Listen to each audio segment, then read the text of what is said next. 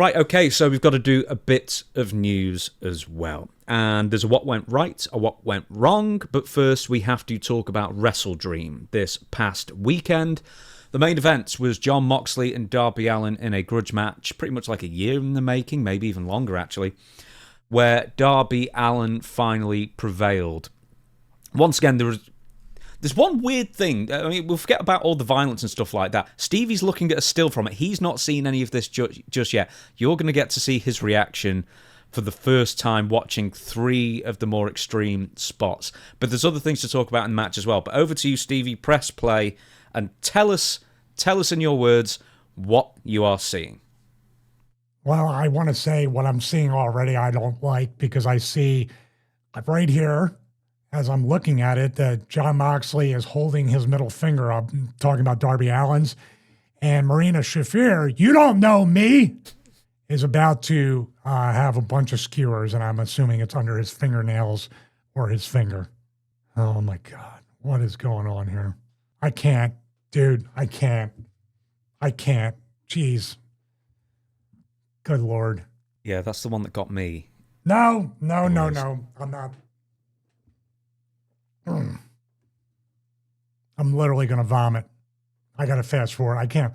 Good God. What the F? I've even fast forwarded and I saw it. What is it?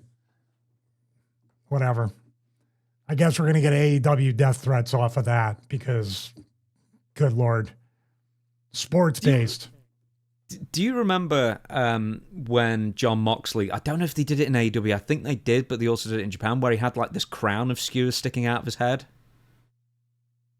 Oh, yeah. Where he hit him with the thing, and then he was just standing there, and it was a bunch, like the way Marina, you don't know me, the way she was holding him is the way he had it put into his forehead, and he was just kind of walking around like Michael Myers after getting lit on fire or something. Okay, do you want to move to the second bit? Oh, by the way, there's Tony Khan, just before we move off of this, because we have to mention it. Tony Khan described Jon Moxley as the modern-day Harley Race.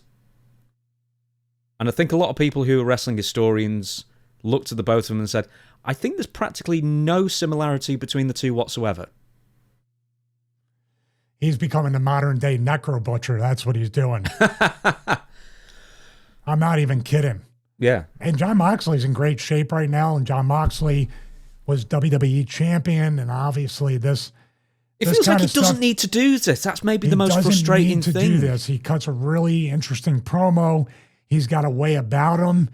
It's just unnecessary. And I understand trying to get attention on AEW. This is the part, too. You have a part of this in the notes. We'll get to it. You bring it up. We both brought it up during... in between the segments, but this is kind of a bipolar company that you're saying what Tony Khan had said. We'll get to that and what we're watching here. So put a pin, and we're going to talk about the bipolar nature of AEW. Yeah, as you forward through to the next He's got the Abyss segment. Taser. He's got the Taser from TNA.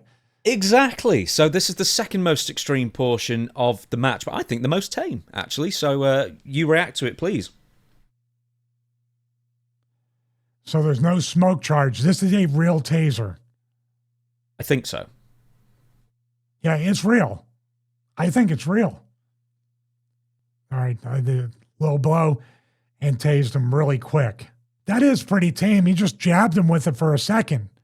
If he had held it there for a good 5-10 seconds, which in wrestling, it happens so quick, I don't even know if he got him. Did you feel that way? Yeah. I was I'm not saying tase him for 10 seconds, but if you're going to tase him, you might as well show the people, have them wide open, because it was very covered up.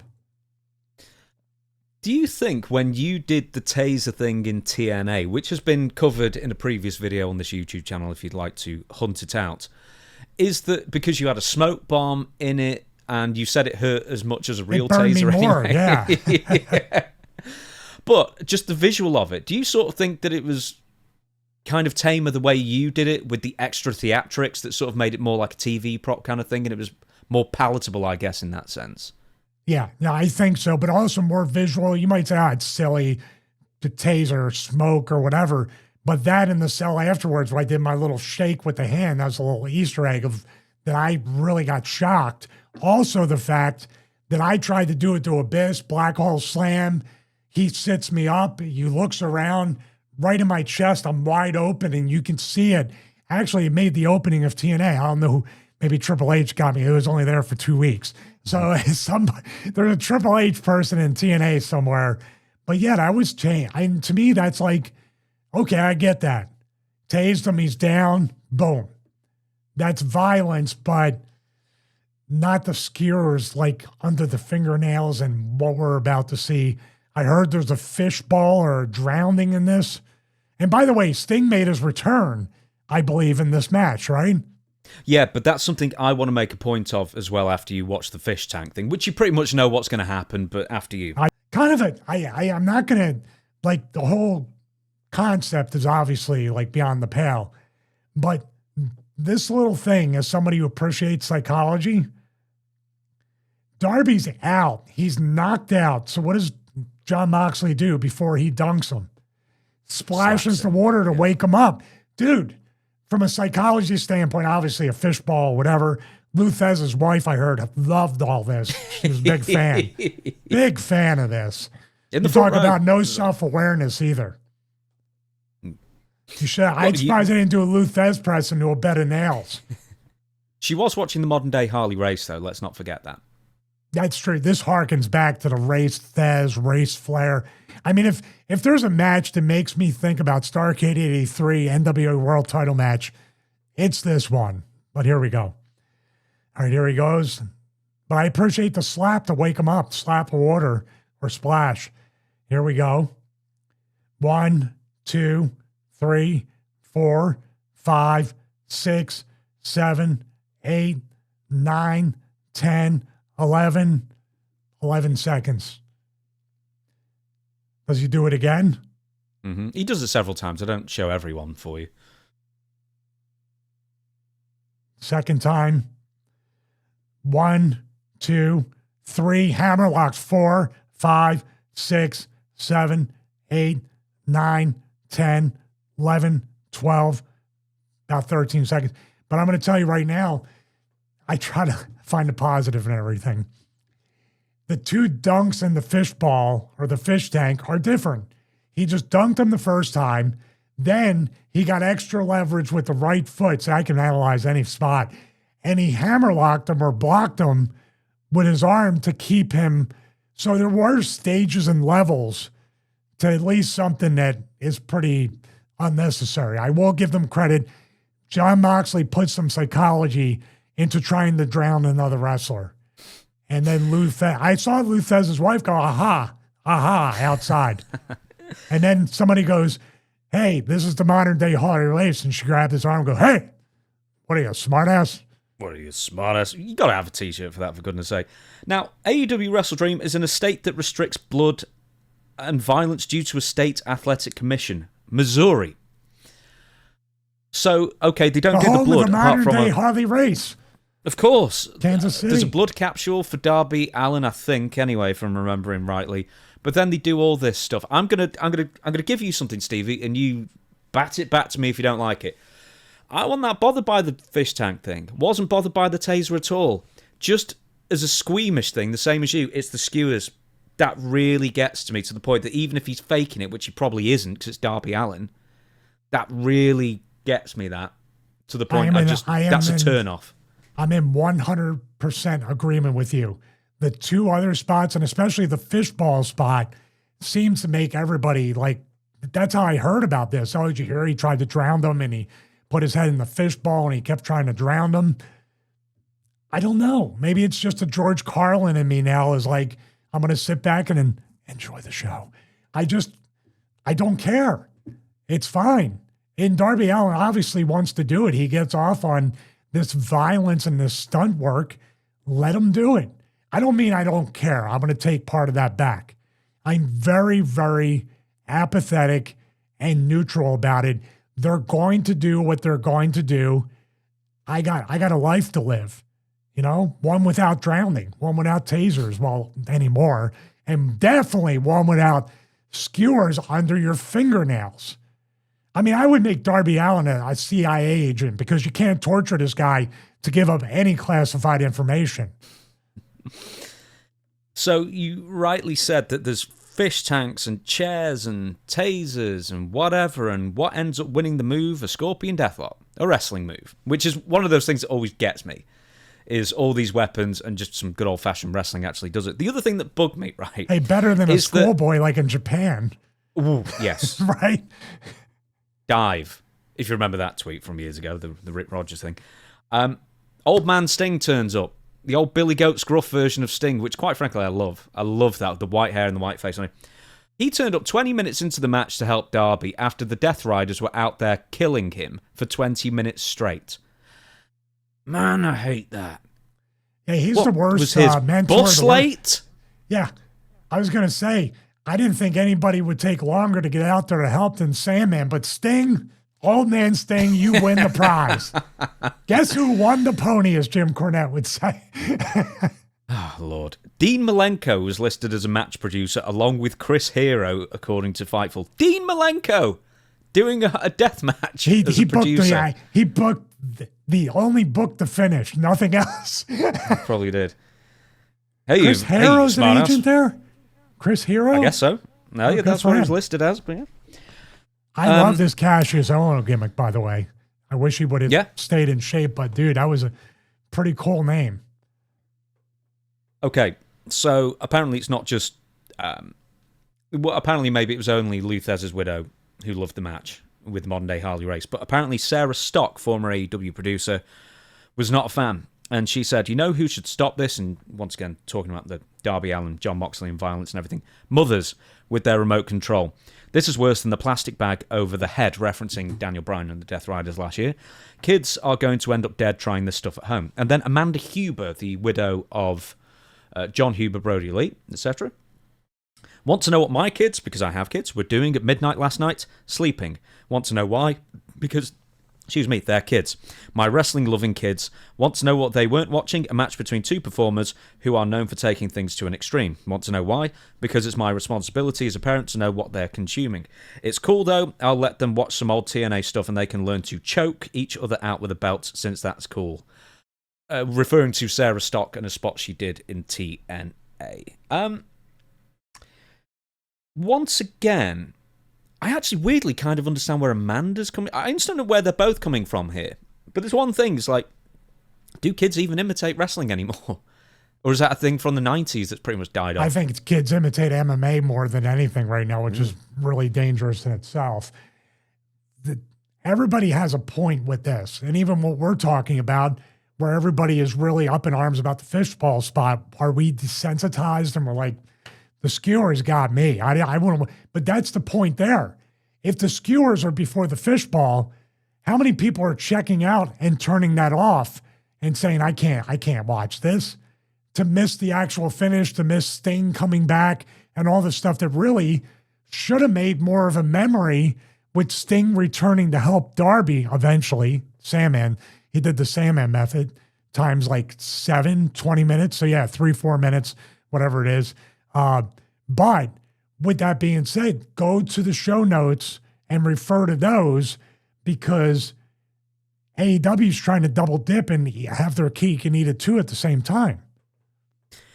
The real strange thing here, as you are alluding to, is that Tony Khan explicitly said recently that he wants to price AEW tickets for families as a direct response to WWE's rising ticket prices. But he's not booking for families. That's the kind of weird thing. I think AEW's fan base skews more male than female than WWE's does as well. And I sort of think like the more hardcore they get, they're only appealing or mostly appealing to the male contingent. And I think it's putting... I mean, like with the skews under the fingernails, I think that'll put off most people, quite frankly. But yeah, what do you think about that and the whole families appealing and pricing claims? Well, what I said earlier about AEW has a very bipolar way to promote their product. They want to price, and I can appreciate that, and that's definitely a great marketing strategy and a great strategy to bring more people to the show and make it more affordable and be the anti-TKO WWE trying to really just squeeze people for every single penny. But then you go to the show, and Amanda has a point with, we can just not see it and not turn it on. But what if you're somebody we have wrestling in town, it's TV, it's affordable. Duh, I tried to buy WWE. What's this AEW? They never, now it's up to the parents to watch and figure out, but maybe on a whim, a mother and father go, yeah, let's bring the 2 or 3 kids to AEW. It's pro wrestling. It's on TV. It's got to be family friendly, right? They get there and they see this. That's what's more important in a way. Now this person's like, I will never bring my children back. Or how many people today would be like, my God, unless there's liability or some kind of disclaimer on when you buy the tickets, my kids are traumatized and I'm going to sue you for basically, I don't know, traumatizing my children. I think that the argument that, parents should parent, I think that's a very, very good argument indeed as well. Similarly, kids have the internet. And similarly, that spot, the fishbowl thing, was all over all social media, as well as the finger skewers and everything else. That being said, it's not just what's on pay-per-view, because usually there's sort of like this almost tacit agreement with the fans buying a pay-per-view. You know they're going to go further than normally they would on TV. Barbed wire or nails in 2x4s notwithstanding, of course, once again, with Jon Moxley and Adam Copeland. That's the one that got me that was on free TV. But anyway. What in this day and age is too extreme? Because this is still a TV 14 product. This is not an 18 plus. This is not adults only product. What's too extreme now? Oh, I have no idea. I really don't. Well, you're talking about these ratings. What makes obviously this isn't G or even PG. Some places try to do PG-13. Like I think WWE was like PG-13 for violence and stuff like that. This here, and the kids that are younger are really familiar like that. I mean, they curse more than we do on this show. We don't try. We try not to. I don't know. I don't have an answer. Like Amanda said, and I lean towards that, the parents have to take a vested interest in what their children are consuming, what they're playing on video games, what they're watching. And if you don't want to prevent them from seeing it, it really is on the parents. But also then, if parents stop their kids from wanting to watch AEWs, you're trying to entice families to buy tickets and consume the product. What do we have here? I mean, there are people that say sometimes maybe there should be a pay-per-view or 2 every year that's dedicated to the violence. Much like Lethal Lockdown had its own pay-per-view. Every match was a cage match, stuff like that. Maybe that's what AEW can do to please everybody. Here we have a special pay-per-view which really focuses on the ultra-violence.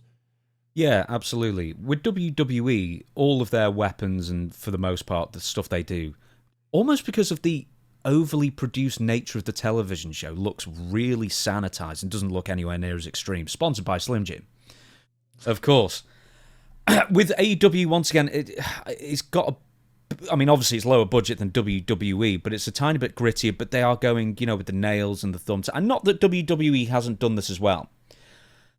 But I'll get to my point straight away. Sort of individually, I don't find most of the spots with Darby Allin and Jon Moxley offensive. Apart from the skewers under the fingernails, which we agree is sort of beyond the pale for us, or our sentiments anyway. It's the thing is that they do it so often. And I'm not talking about skewers, I'm talking about these basically going to death matches. They do it on every pay-per-view. They're doing it sometimes on TV, or at least deathmatch style spots. And that's the other thing, is like, once again, if it was on pay-per-view, it'd be one thing.